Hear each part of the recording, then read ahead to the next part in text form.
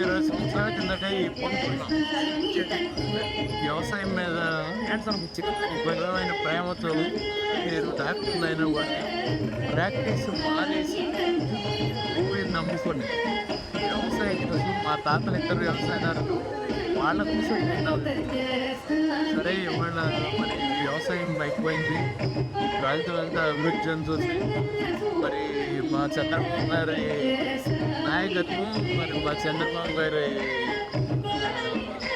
ఈ ప్రాంతాన్ని అభివృద్ధి చేసే బట్టి అందరికీ ఉపయోగం జరుగుతుందని అనుకుంటున్నాం.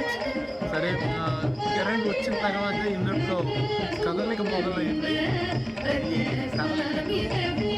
ప్రాజెక్ట్ ఎప్పటి నుంచో జరుగుతుందని మేము వెయిట్ చేస్తున్నాం.